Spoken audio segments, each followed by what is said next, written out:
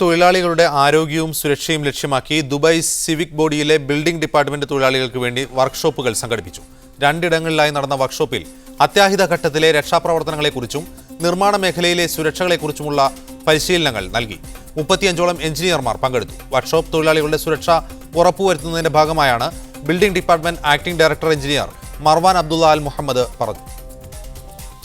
ബഹ്റൈനിൽ നടന്നുവരുന്ന ദേശീയ സംവാദം നിർത്തിവെക്കാൻ ഉദ്ദേശമില്ലെന്നും കൂടുതൽ ഭംഗിയായി തുടരുമെന്നും ഇൻഫർമേഷൻസ് കാര്യവകുപ്പ് മന്ത്രി ഡോക്ടർ സമീറ ഇബ്രാഹിം ബിൻ റജബ് വ്യക്തമാക്കി. സംവാദത്തെ തടസ്സപ്പെടുത്താതിരിക്കാൻ ശ്രമിക്കുമെന്നും മന്ത്രി പറഞ്ഞു. സംവാദത്തിന്റെ കഴിഞ്ഞ സിറ്റിംഗ് പ്രതിപക്ഷ കക്ഷികൾ പങ്കെടുക്കാതിരുന്നതിനെ തുടർന്ന് നിർത്തിവെച്ചിരുന്നു. ഹജ്ജ് തീർത്ഥാടകരുടെ സേവനത്തിന് 36 ആംബുലൻസ് കേന്ദ്രങ്ങൾ തയ്യാറായി. ഇതിൽ 26 സ്ഥിരമായുള്ളതും 10 താൽക്കാലികവുമാണ്. എല്ലാവിധ സജ്ജീകരണങ്ങളോടുകൂടിയും 70 ആംബുലൻസുകളും തയ്യാറായിട്ടുണ്ട്. ഹജ്ജ് സേവനത്തിനായുള്ള റെഡ് ക്രസന്റ് വോളണ്ടിയർമാരും സന്നദ്ധമായി. മസ്ജിദുൻ നബവിയിൽ 265 പ്രവർത്തകരാണ് റെഡ് ക്രസന്റിന് കീഴിലുണ്ടാവുക. അസീർ മേഖലയിലെ ബിഷ നഗരം ജിദ്ദ ഇന്ത്യൻ കോൺസുലേറ്റിന്റെ കോൺസുലർ സംഘം സന്ദർശിക്കും. മലയാളികളടക്കം അനേകം ഇന്ത്യക്കാർ ഇവിടെ ജോലി ചെയ്യുന്നുണ്ട്. പ്രവാസി ഇന്ത്യക്കാർക്കായുള്ള സർട്ടിഫിക്കറ്റുകളുടെയും മറ്റും അറ്റസ്റ്റേഷൻ, പാസ്പോർട്ട് സേവനങ്ങൾ എന്നിവയ്ക്കാണ് സംഘത്തിന്റെ സന്ദർശനം. ഇന്ത്യക്കാർക്ക് പരാതികളും നിർദ്ദേശങ്ങളും തൊഴിൽക്ഷേമ സംബന്ധമായ വിഷയങ്ങളും സംഘത്തെ എഴുതി അറിയിക്കാവുന്നതാണ്. ഫൈനൽ എക്സിറ്റിൽ പോകാൻ ആഗ്രഹിക്കുന്നവർക്കുള്ള എമർജൻസി സർട്ടിഫിക്കറ്റ് അപേക്ഷകളും കോൺസുലർ സംഘം സ്വീകരിക്കും. ഹോട്ടൽ അൽ ഉഫാസിലാണ് സംഘം തങ്ങുന്നത്. രാവിലെ 9 മണി മുതൽ 1 മണി വരെയും വൈകുന്നേരം 5 മുതൽ 8 മണി വരെയും സംഘത്തെ കാണാൻ ഇന്ത്യക്കാർക്ക് സൗകര്യമുണ്ടായിരിക്കും. അൽ ഉഫാസിലെ ഫോൺ 0762311133. UAE ആസ്ഥാനമായ അബുദാബിയിൽ എത്തുന്ന ഇന്ത്യൻ സഞ്ചാരികളുടെ എണ്ണത്തിൽ വൻ വർധനയുണ്ടായതായി അബുദാബി ടൂറിസം ആൻഡ് കൾച്ചറൽ അതോറിറ്റിയുടെ കണക്കുകൾ. 2013 ആദ്യ 7 മാസത്തിൽ അബുദാബിയിൽ എത്തിയത് 15 ലക്ഷം പേരാണ്. ഇതിൽ 1 ലക്ഷത്തോളം പേർ ഇന്ത്യക്കാരാണ്. കഴിഞ്ഞ വർഷത്തെ അപേക്ഷിച്ച് 10% വർധനമാണ് ഉണ്ടായിട്ടുള്ളത്. ബഹ്റൈനിൽ അർഹരായ സ്വദേശികൾക്ക് മാത്രം സബ്സിഡികൾ പരിമിതപ്പെടുത്താനുള്ള നിർദ്ദേശത്തിന് പാർലമെന്റ് അംഗീകാരം നൽകി. വിദ്യാഭ്യാസം, ആരോഗ്യം, പാർപ്പിടം, സാമൂഹിക സേവനങ്ങൾ എന്നീ മേഖലകളിൽ സ്വദേശികൾക്ക് മെച്ചപ്പെട്ട സേവനങ്ങൾ നൽകുന്നതോടൊപ്പം സബ്സിഡികൾ അനർഹരിലേക്ക് എത്താതിരിക്കാനുള്ള നടപടികളും സ്വീകരിക്കും. സബ്സിഡികളുടെ കാര്യത്തിൽ നടക്കുന്ന ഈ പുനരാലോചനയോട് കൗൺസിൽ അംഗങ്ങളും യോജിപ്പ് പ്രകടിപ്പിച്ചു. ബഹ്റൈൻ സിറ്റി സെന്ററിലെ റോളക്സ് വാച്ച് ഷോറൂമിൽ വൻ മോഷണം. ഏകദേശം 1 കോടിയിലധികം രൂപയുടെ വാച്ചുകൾ മോഷണം പോയതായാണ് പ്രാഥമിക നിഗമനം. പോലീസ് അന്വേഷണം ആരംഭിച്ചു. ബഹ്റൈനിൽ പോലീസ് ചമഞ്ഞെത്തി സ്വദേശി യുവാക്കൾ 2 മലയാളി യുവാക്കളെ തട്ടിക്കൊണ്ടുപോയി. പണവും മൊബൈൽ ഫോണുകളും രേഖകളും കവർന്നു. ഡൂബ്ലിയിലെ കോൺട്രാക്ടിംഗ് കമ്പനിയിൽ ജോലി ചെയ്യുന്ന മലപ്പുറം സ്വദേശികളായ യുവാക്കളാണ് കവർച്ചയ്ക്ക് ഇരയായത്. കുവൈത്തിലെ അമീറി ആശുപത്രിയിൽ ഇൻപേഷ്യന്റ് വിഭാഗത്തിൽ ചികിത്സയിൽ കഴിയുന്ന രോഗികൾക്ക് ഇനി മോഷ്ടാക്കളെ പേടിക്കാതെ സ്വസ്ഥമായി ഉറങ്ങാം. രോഗികൾക്ക് പണവും വിലപിടിപ്പുമുള്ള മറ്റു വസ്തുക്കളും സൂക്ഷിച്ചു വയ്ക്കാവുന്ന സേഫ്റ്റി ബോക്സ് പദ്ധതിക്ക് ആശുപത്രിയിൽ തുടക്കമായി.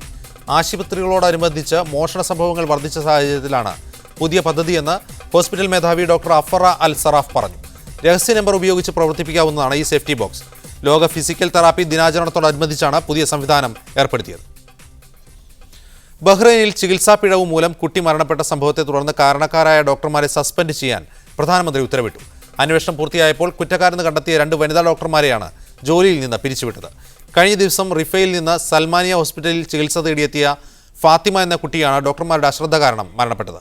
കുട്ടിയുടെ മരണത്തിൽ പ്രധാനമന്ത്രി ദുഃഖം രേഖപ്പെടുത്തി. ഭക്ഷ്യവസ്തുക്കളുടെ പാക്കിങ്ങിന്റെ ഗുണനിലവാരം കർശനമാക്കണമെന്ന് ഖത്തർ മന്ത്രിസഭ നിർദ്ദേശിച്ചു. പ്രധാനമന്ത്രി Sheikh Abdullah bin Nasser bin Khalifa അൽഥാനിയുടെ അധ്യക്ഷതയിൽ ചേർന്ന മന്ത്രിസഭാ യോഗമാണ് ഭക്ഷ്യവസ്തുക്കളുടെ പാക്കിംഗ് സംബന്ധിച്ച നിയമം കർശനമാക്കാൻ തീരുമാനിച്ചത്.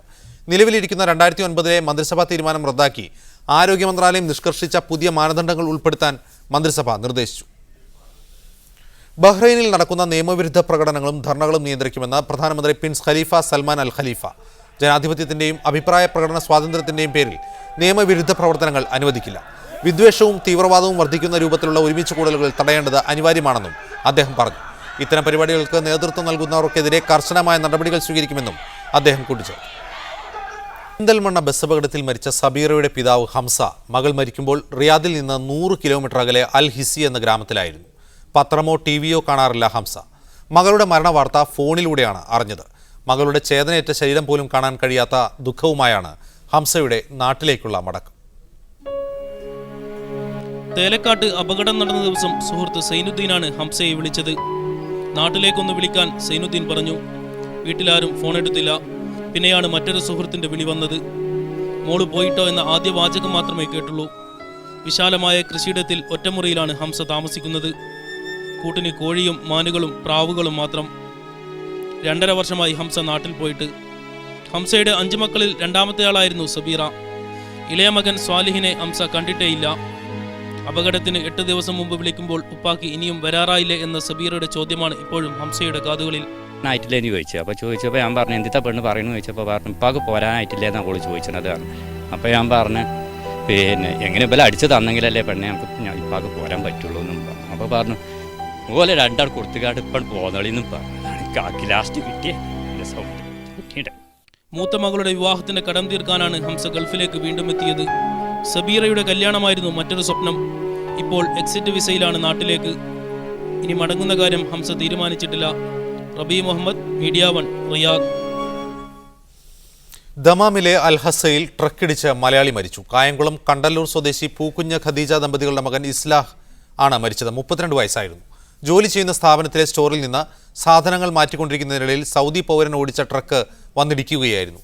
മൃതദേഹം നാട്ടിലെത്തിക്കുന്നതിനുള്ള നടപടികൾ പുരോഗമിക്കുന്നു. ചിക്കുവാണ് ഭാര്യ. മകൻ ഇഹ്സാൻ.